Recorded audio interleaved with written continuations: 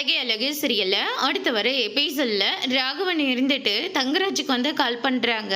மாப்பிள்ள, அவங்க அப்பா வந்தாரு. அவங்க அப்பாவை இனிமேல் உங்க பொண்ணை இங்க வச்சு எங்களால சமாளிக்க முடியாது. உங்க பொண்ணை நீங்களே கூட்டிட்டு போயிடுங்கன்னு நான் சொல்லிட்டேன் அப்படின்ற மாதிரி சொல்லிடுறாங்க. சரிங்க மாமா, நானே அவங்க அப்பா கிட்ட பேசினதுல நானும் சொல்லிட்டேன். உங்க பொண்ணை நல்லபடியே இருக்கிறதுனா அங்க இருக்க சொல்லுங்க. அப்படி இல்லாட்டி உங்க பொண்ணை நீங்க போய் கூட்டிட்டு வந்துருங்க. என்னால வாரம் வாரம் போயிட்டு பஞ்சாயத்தை தீர்த்துட்டு வர முடியாது. உங்க பொண்ணால எனக்கு தான் அவமானமா இருக்கு. அதனால உங்க பொண்ணை கூட்டிட்டு போயிடுங்கன்னு நான் சொல்லிட்டேன். தயவு செஞ்சு இனிமே அவங்களால நம்ம வீட்டுக்கு எந்த பிரச்சனையும் வராது மாமா அப்படின்ற மாதிரியும் சொல்லிடுறாங்க. உங்க அத்தைக்கு நெஞ்சு வலியே வந்துடுச்சு மாப்பிள்ள.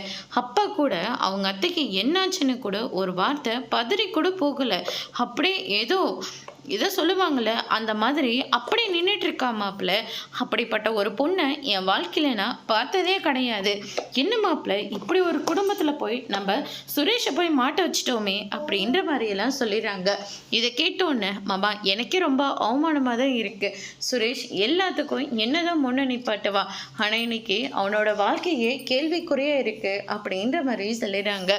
சரி விடுங்க மாமா, எதுக்காகவும் கவலைப்படாதீங்க. அவன் வாழ்க்கையை எப்படியாவது நம்ம சரி பண்ணிடலாம். நீங்கள் இப்போ அமைதியை விட்டுருங்க அப்படின்ற மாதிரி சொல்லிடுறாங்க. அவள் இதுக்கு மேலே அடங்குவாங்கன்னு நீங்கள் நினைக்கிறீங்களா மாப்பிள்ள?